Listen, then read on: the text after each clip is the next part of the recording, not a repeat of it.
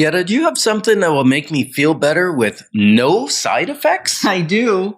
I have actually two things. Yes? How about a good dose of joy or a good dose of grace?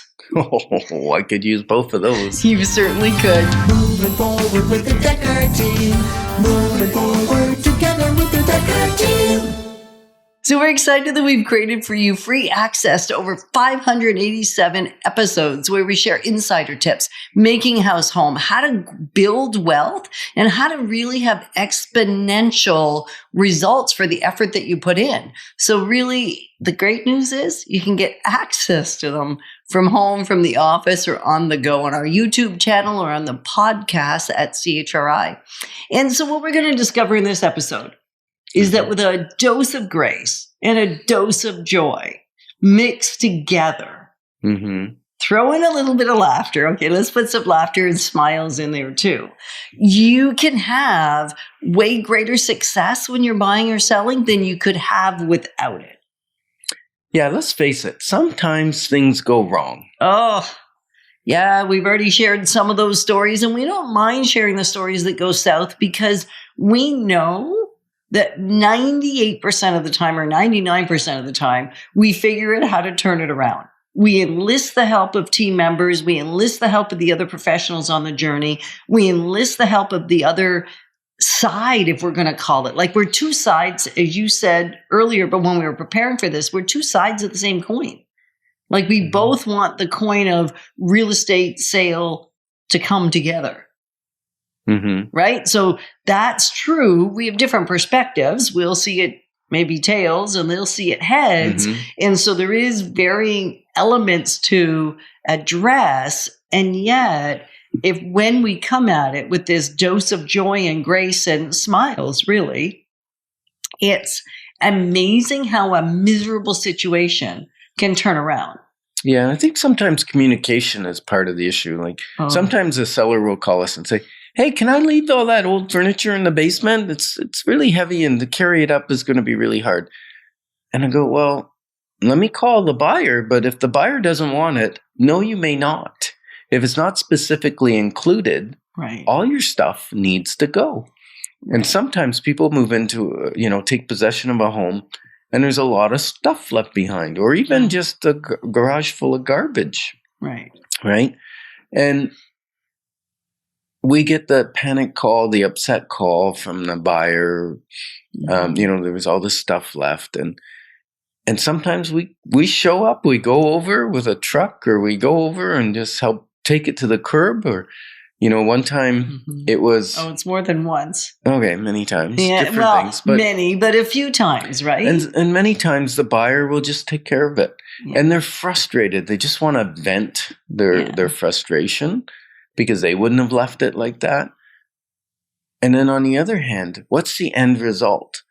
After a little bit of pain and effort to remove some stuff or sometimes a few dollars, the end result is they get the home they wanted.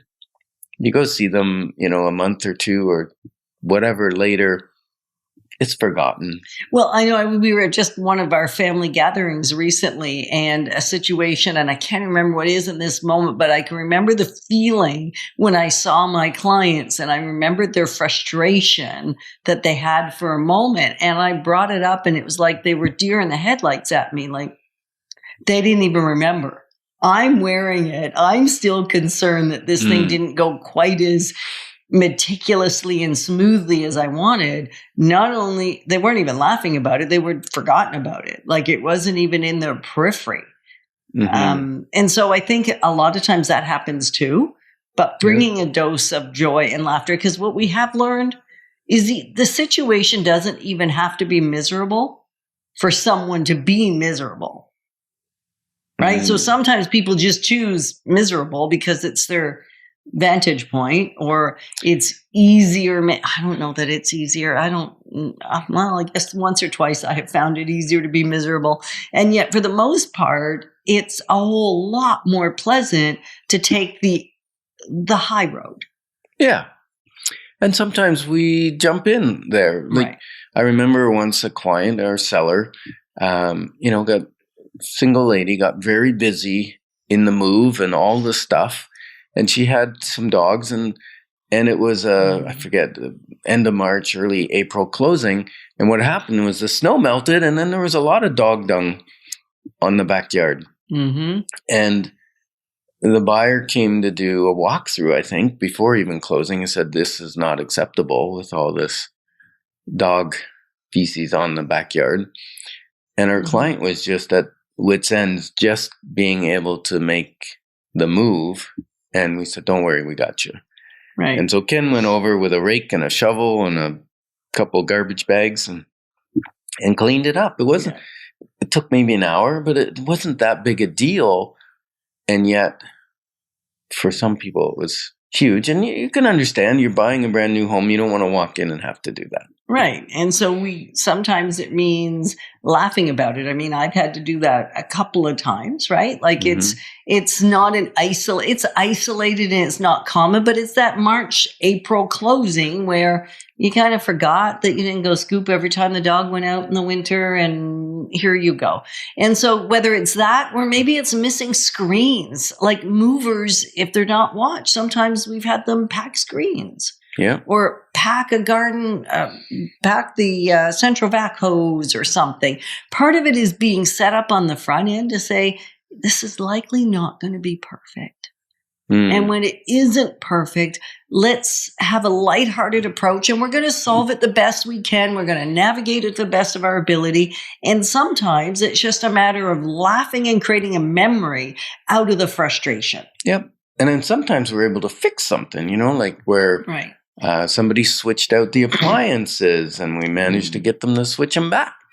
Right. Or they took something that was specifically included that shouldn't have been taken, which happens, sometimes it's a builder issue. Sometimes it's a misunderstanding. They didn't read the fine print in the offer or whatever. But we negotiate to get those things back.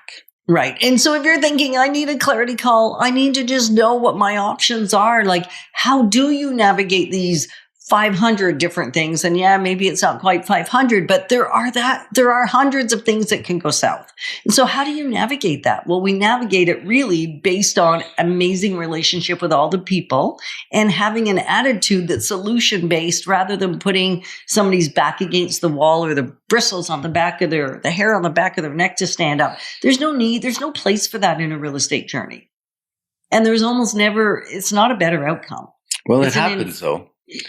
And thankfully, yes, us as realtors kind of are the buffer between either a very upset buyer or a very upset seller. We become that buffer, and that's why we have a job, I guess. I guess it is. Yeah. Right. And so if you're thinking you'd like to explore what your options are, how we would go about it, your situation may be complicated and you're thinking maybe too complicated. I've never met a situation yet that was too complicated. No. We handle them all, big and small. Big and small. And so if you're thinking you just want to have a quick conversation, give us a call. And so, Ken, what is the bottom line here? I like to say, if it was easy, everyone would be doing it. And thanks for the privilege of growing alongside you, because we're passionate about everyone being positioned for a generational legacy. Moving forward with the Dekker Team. Moving forward together with the Dekker Team.